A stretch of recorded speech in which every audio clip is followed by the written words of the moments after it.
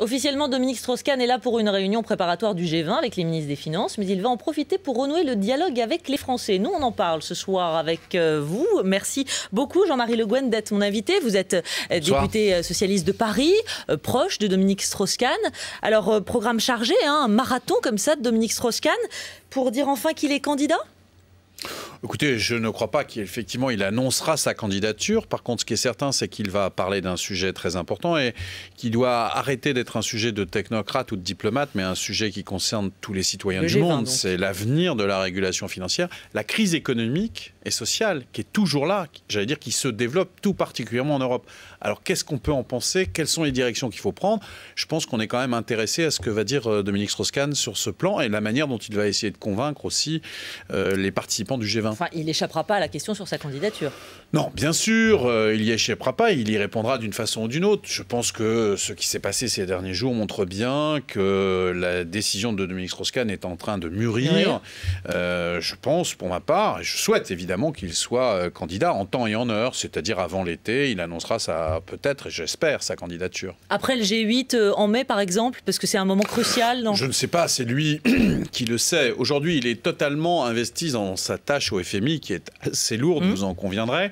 Et donc, je pense qu'il a le souhait d'être utile jusqu'au bout au FMI, jusqu'au moment où, j'allais dire, une autre utilité, une utilité peut-être supérieure, en tout cas proche de nos problèmes à nous Français, la candidature à la présidentielle, être président de la République française.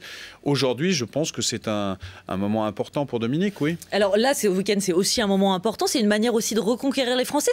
Est-ce que c'est un hasard qu'il arrive là ce week-end? Enfin non, c'est pas un hasard, parce qu'évidemment, il y a le G20, mais il y a aussi la petite phrase de Christian Jacob il y a quelques jours. Est-ce qu'il compte lui répondre? La France des terroirs, la France rurale. D'une façon ou d'une autre, il lui répondra déjà parce que lui intéressera les Français dans les propos, je pense, qu'il tiendra.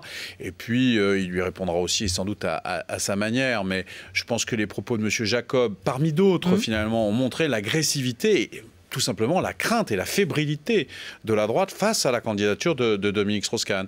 Donc voilà, d'un certain point de vue, je pense qu'il doit aussi se situer au-dessus de ce type de polémique. Et évidemment, tout sera bon contre Dominique Strauss-Kahn, nous le savons, et c'est avec sérénité que nous prendrons, mais avec combativité. Alors justement, la sérénité, parlons-en. Il y a des sondages, on sait de quelle manière il faut en tenir compte à 14 mois de la présidentielle.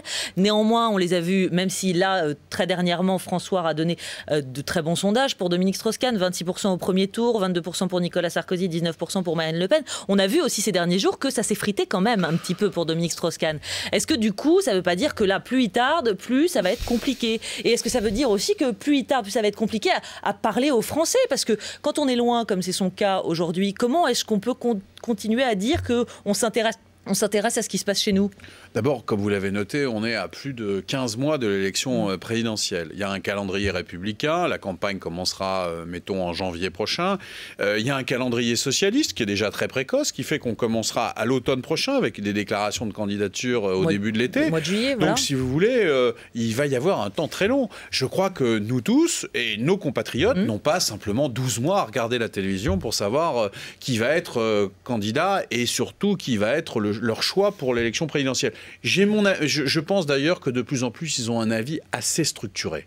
Je pense quand on voit la manière dont est rejetée, par exemple, l'idée d'un renouvellement du mandat de Sarkozy, plus de 63%, comment régulièrement la personnalité de Dominique Strauss-Kahn attire, et de très loin, parmi toutes les autres personnalités, de gauche ou d'ailleurs. Avec des bémols sur la manière dont il peut être compris par la gauche, et par la gauche de la gauche, plus particulièrement par cette France agricole aussi, on le dit. Non, il est largement... Jacob, c'était vraiment des propos totalement idéologiques. Mais est-ce qu'il peut parler à l'ensemble de la gauche, comme Dominique Strauss-Kahn? J'en suis persuadé, oui. Je suis persuadé qu'il peut parler à l'ensemble de la gauche, de cette gauche qui a envie que ça change, qu'il faut être efficace.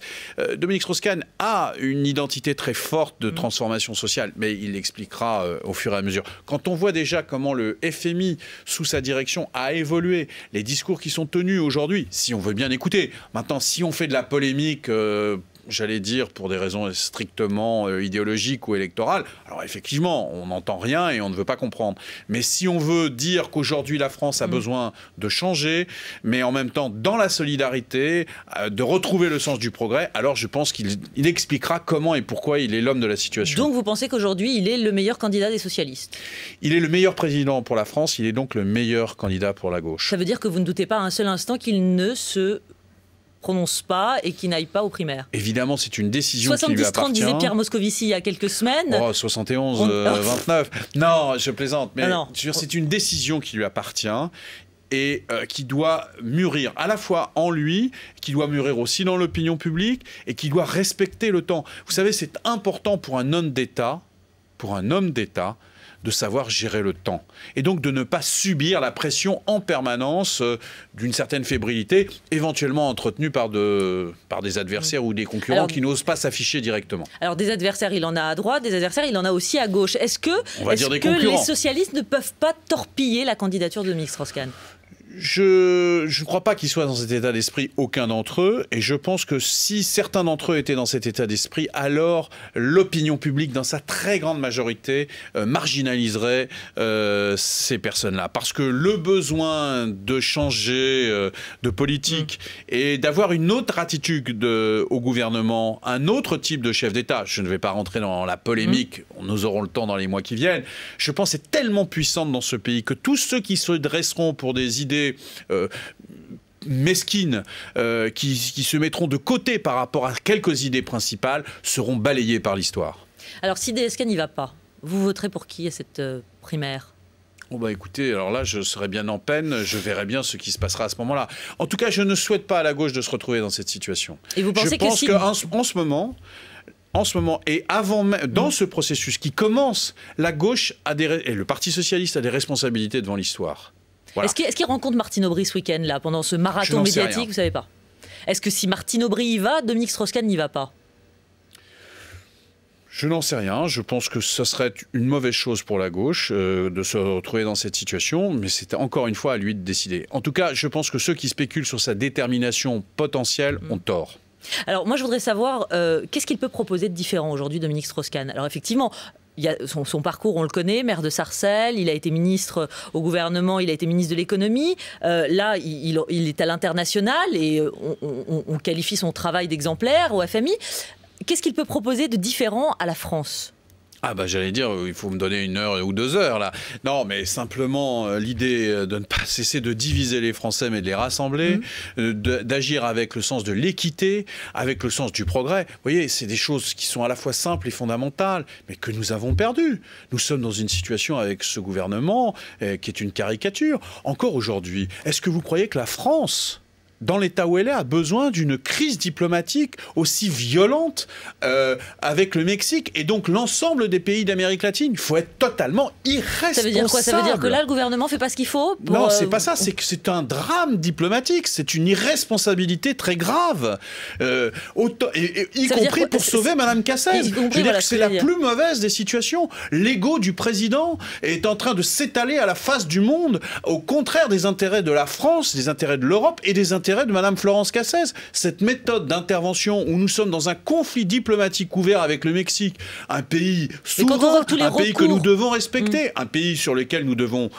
avec discrétion et diplomatie, agir pour intervenir de façon humanitaire pour notre concitoyenne, voilà qu'on déclenche une crise diplomatique majeure. C'est totalement irresponsable. C'est pas au rôle de l'État quand une femme française dont tous les recours judiciaires ont été finalement avortés, c'est pas au rôle de l'État. Est-ce que vous croyez que ça passe par insulter le président élu de ce pays, les 3 niveaux de justice qui ont été faits, de polémiquer avec la police publiquement, d'expliquer que tout ça c'est un État qui n'est même plus un État, c'est de nier à l'existence même de règles de droit à un pays comme le Mexique, qui est la 13e puissance mondiale, qui est une puissance symbolique très puissante en Amérique latine? Est-ce que vous croyez que c'est comme ça qu'on va sortir Florence Cassez? Mais la diplomatie est là pour ça, madame. Et il faut agir discrètement, pour essayer de convaincre effectivement de trouver les voies utiles. Ce n'est pas en tapant. Mais là, M. Sarkozy se fait plaisir à lui-même. Vous avez bien vu Mme Alliot-Marie, qui était enfoncée dans cette histoire tunisienne et plus largement, etc., a commencé outrageusement à taper du poing sur la table sur l'affaire mexicaine pour nous faire oublier, pour faire croire qu'elle avait encore du pire. Mais nous sommes entrés dans une crise diplomatique qui est très grave pour notre pays. Alors, une arrogance française totalement déplacée et qui sera considérée comme insupportable par la plupart des pays. On est ridicule au G20, ridicule. Alors, juste un mot pour conclure sur Dominique Strauss-Kahn. Après, j'aimerais bien vous interroger sur 2-3 mots de l'international. Monsieur Emmanuel a dit, le meilleur service qu'il peut rendre à la France, c'est de rester au FMI ou d'aller à la Banque Centrale Européenne. Vous pensez qu'il peut entendre le message de Dominique Strauss-Kahn ?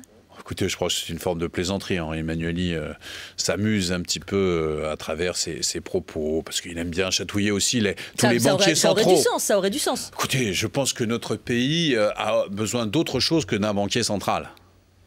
D'accord, le message sera entendu. Justement, Jean-Marie Le Guen, les vacances tunisiennes de Michèle Alliot-Marie, on l'évoquait d'un mot, son coup de fil à Ben Ali, les affaires de ses parents. D'après vous, elle n'est plus en situation de représenter la France à l'étranger avec crédibilité? Non, je ne crois pas. Je vous parlais de la crise mexicaine qui vient se rajouter à tout ça. Je pense que vraiment, le gouvernement de la France va à volo et le principal responsable, en l'occurrence, c'est le président de la République. Il est temps qu'il mette un minimum d'ordre républicain. Donc là, typiquement, dans l'affaire Michèle Alliot-Marie, comment ça se passerait? Écoutez, c'est à lui. Non. Je ne comprends pas que dans aucune démocratie en Europe, quelle que soit l'attitude de Mme Alliot-Marie, moi je n'aime pas condamner, etc.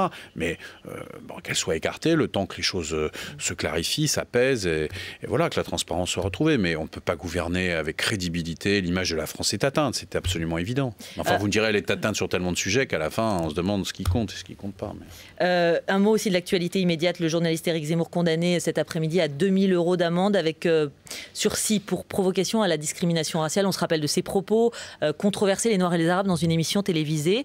Le secrétaire d'État au transport, Thierry Mariani, a dit c'est indécent, c'est lamentable, comment on peut en arriver là? Ça devient une affaire politique, dis donc. Décidément, ce gouvernement aime bien s'affronter avec les décisions des juges et avec les sanctions. Personnellement, moi, je reste sur le terrain politique, je n'ai pas à juger la justice. C'est pas un déni de liberté d'expression, cette condamnation, quand même? Non, mais par contre, c'est l'affirmation aussi des propos extrêmement graves qui ont été tenus. Je laisse la justice de côté. Moi, personnellement, je n'aurais pas été en justice contre ces propos. Je me serais simplement contenté de rappeler à M. Zemmour que quand j'avais 15 ans, c'était pas si vieux que ça, eh bien, le grand banditisme à Paris s'appelait le gang des Zemmour. Voyez, donc on peut faire des assimilations rapides comme ça.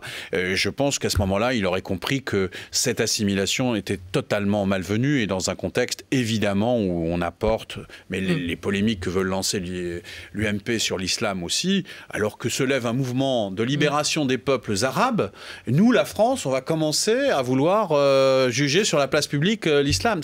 Vraiment, on est en décalage complet avec des conséquences qui seront dramatiques pour évidemment les libertés et l'image de la France. Merci beaucoup Jean-Marie Le Guen d'avoir été mon invité ce soir. Je rappelle que vous êtes député PS de Paris, proche de Dominique Strauss-Kahn. Merci à vous.